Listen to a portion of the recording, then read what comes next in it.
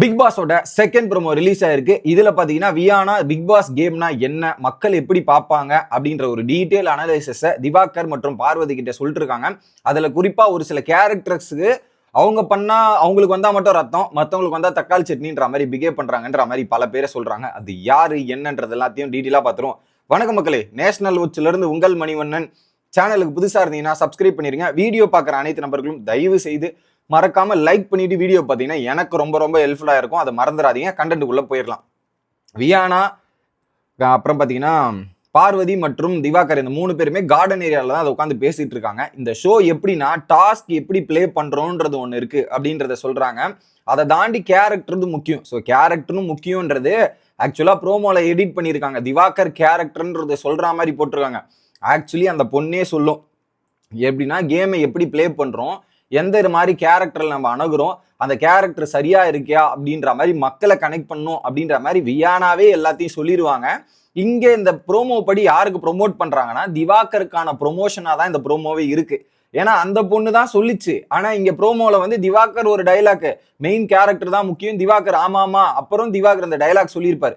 அதை அழகா கட் பண்ணி போட்டு channel Divakar the mass, Divakar the கெத்துன்ற மாதிரி இங்க ப்ரொமோட் பண்ற மாதிரி இந்த விஷயத்த பாக்குறாங்கன்றது தெரியும். ஆனா லைவ்ல விஷுவல்ஸ் பார்த்தவங்களுக்கு தெரியும் அதை வியானா தான் சொன்னாங்க அப்படின்றதான் பாயிண்ட். ஓகேவா? இதுல என்ன நடக்குதுன்றது பாத்துங்க.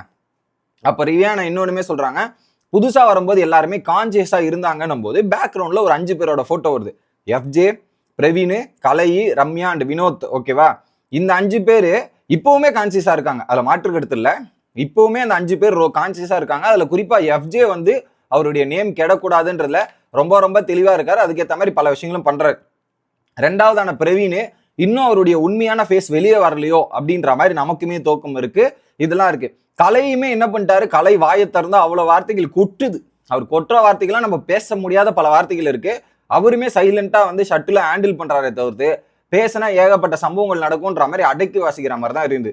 ரம்யா ஜோ நேத்து ஒரு எக்ஸாம்பிள் பாத்தீங்களா இல்லையா? என்கிட்ட சண்டைக்கு வந்தீங்கன்னா ரம்யா ஜோன்னு யாருன்னு காட்டுவேன்றத நேத்து எக்ஸாம்பிளே உங்களுக்கு தெரிஞ்சிருக்கும். ஸோ அவகிட்ட கொடாடை சண்டையே போக முடியாது. போனோம்னா வேற மாதிரி பல வார்த்தைகள்ல இருந்து எல்லாமே வெளியே வரும். அதுதான் ரம்யா ஜோ.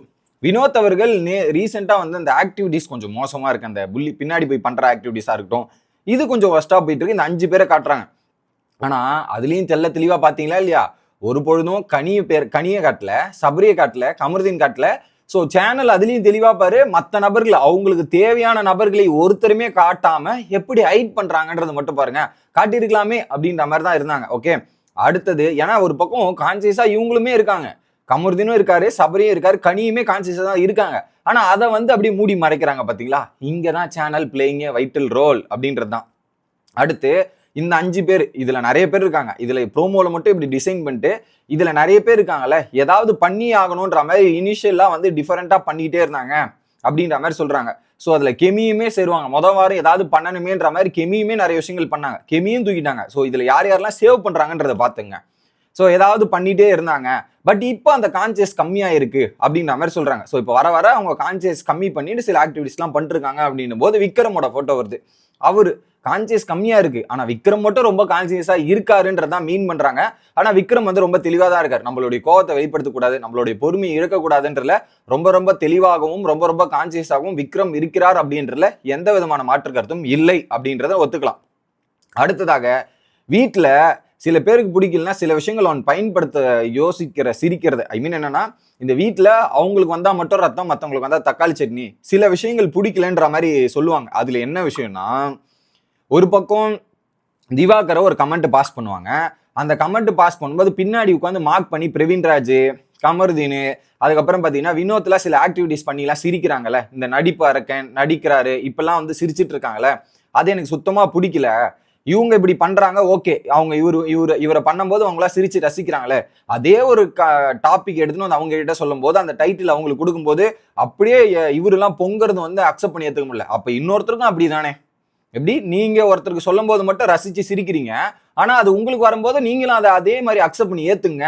அவர் மட்டும் அக்செப்ட் பண்ணி ஏத்துக்கணும், நீங்க மட்டும் ஏத்துக்காம இருக்கிறது எந்த விதத்தில் நியாயம்ன்ற மாதிரி தரமான ஒரு கேள்வியை வியானா கேட்டாங்க. கரெக்டா தான் இருந்துச்சு அந்த இடத்துல.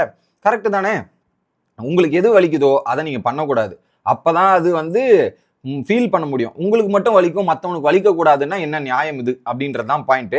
இன்னொரு விஷயத்தையுமே சொல்லியிருப்பாங்க. பார்வதி கிட்டயுமே டைரக்டா கேட்டிருப்பாங்க, நீங்க பண்ண விஷயங்கள் எனக்கும் பிடிக்கலன்ற மாதிரி பார்வதி பத்தி சொன்னதா இருக்கட்டும். இன்னொரு பக்கம் திவாகரனை நீ பேசவே விட மாட்டேன, நான் பேசிட்டு தானே இருக்கேன், பேசவே விட மாட்டேன்ற மாதிரி திவாகருக்கும் ஒரு போடு போட்டிருப்பாங்க. வியானா நேத்து பிக் பாஸ் பாராட்டியதுல இருந்து வேற மாதிரி ஒரு ஜோனுக்கு டிராவல் ஆகுறாங்கன்றது பார்க்க முடிஞ்சு. அடுத்து திவாகர், எல்லா இடத்துலயும் நம்ம பொறுத்து போனோம்னா நம்ம கேனப்பையனை ஆக்கி விட்டுருவாங்க. அந்த கேனப்பையனை ஆக்க நான் விரும்பல. நான் அதனாலதான் எனக்கு ஒரு பாயிண்ட்ல இப்படி தெரிஞ்சவொடனே இறங்கி அடிக்க ஆரம்பிக்கிறேன்ற மாதிரி அவர் சொன்னாரு. இதுதான் அந்த ப்ரோமோவோட செக்மெண்ட். இதோட முழு வீடியோ வேணும்னா காலையிலேயே வந்து வியானாவின் தெரிக்க விட்ட அதிகாலையில் வியானான்னு ஒரு வீடியோ போட்டிருப்பேன். அதை பாத்தீங்கன்னா இன்னும் டீட்டெயிலா உங்களுக்கு புரியும். Bye guys.